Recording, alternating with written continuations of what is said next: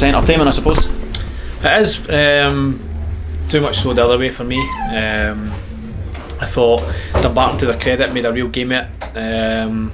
Put us under pressure, which it took us a wee while to adjust the shapes at the second half, and then it takes us to be obviously chasing the game for us to go and play the football that I want to play. And stress that to the boys in there, and my team talk was that last kind of 10, 12, 15 minutes, that's how my team plays football regardless of result. And on the front foot, we're aggressive, decision making, overlaps, being positive in everything we do, and that's the way we've got to approach games from the very start. Whether you're chasing the game or whether you're winning a game of football, I want to play that way. So a lesson learned, because we got away with it in terms of the scoreline, snatching one maybe so late on.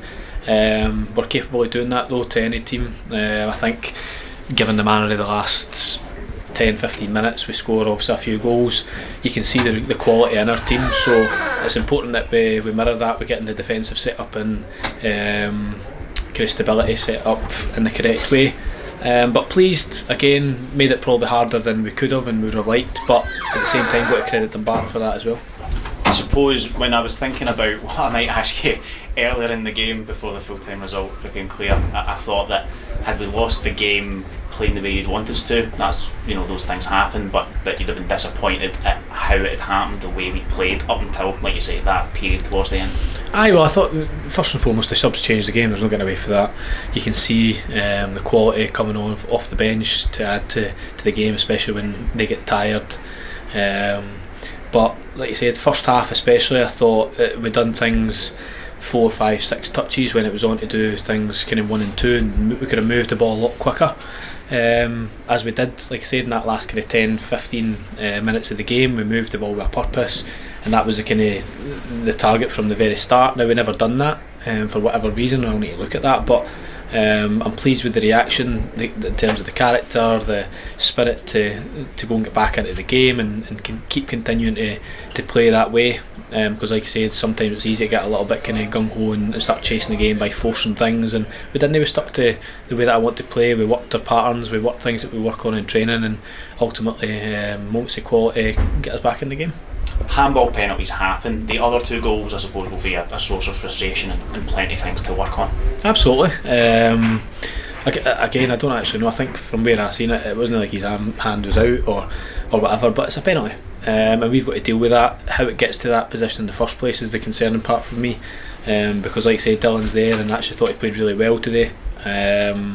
One of very few that played the majority of the game or all the game that had pass marks, and I just felt that there was far too often, we'd worked, and we've worked all kind of pre-season, we've worked on certain things that we suffocate teams, we force them into errors when they're tired, when they're defending for large periods, but we gifted them outlets today, especially in the first half and the early part of the second half, and they obviously scored their 2 goals, and it was a case of us not doing our job. Wasn't really great bits of play or individual brilliance from them, so that's the area that obviously I'm frustrated at. But again, like I said, I can't be too frustrated. We've come away with a win, which is great, but in terms of performance, the last 10-15 minutes, I think the boys understand that, and they recognise that that's the kind of way that we've got to play, and that's the kind of way that when we're at our best, we're a match for anyone. You see that it's very hard to defend against. You called it on Tuesday night that it would be a different test. That was very much what you predicted, and it's what we got.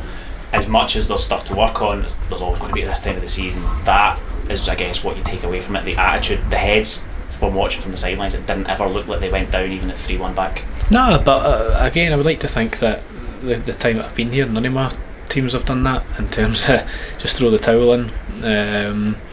Pleasing part is, like I said, we tweaked things. We looked a little bit probably more comfortable, I would say, in the second half, but it's alright. Formations, shapes, personnel and stuff, the appetite's still got to be there to do things the right way and in the correct manner, because we do it on a daily basis at training. We're a full-time outfit this season, obviously, and you look at Dumbarton, no disrespect, but we've got extra time on the training pitch. We've got extra kind of days that we can work the fitness into the legs, and that kind of showed with the last 10-15 minutes. But throughout the game, whether it was fitness issues or what, we should be able to go and implement our style of play more effectively than what we did, and it took us far too long to do that. And like I said, the good thing is we've got another game now, a positive game Tuesday, that we can go and try and correct the wrongs that we had today. But it's another positive performance.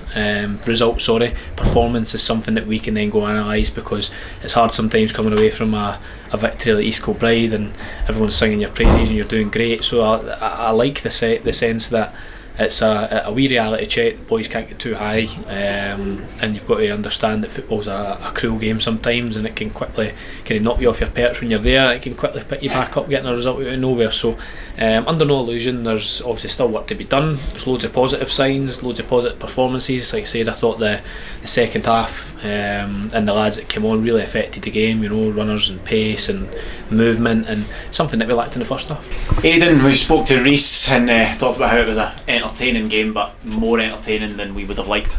I think we need the levels need to go up, especially with Aberdeen coming on Tuesday.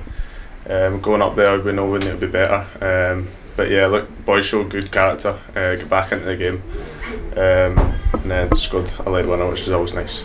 The goals themselves, the penalty, those kind of decisions happen sometimes. You know, the ball hits your hand, and you know that's just the way it is. The other two goals, I suppose, will be the ones that will be particularly frustrating. I also get a clean sheet against East Kilbride, which is what we're after, and then conceding 3 goals today is not just not what we're after. Obviously the penalty, but the other two will be disappointing. The first one's good finish for the boy, and then second one's ball in the back post, and then sort of scramble for there. So yeah, look, we're disappointed to concede 3 goals, but again, show good character to get back in the game. And I suppose it's a bit of a cliche, but you do learn a lot in games like that, and you learn a lot when there's adversity that you need to try and recover from, perhaps more so than a more comfortable victory at home. Yeah, no, I think coming away to places will be difficult places to go in the league as well.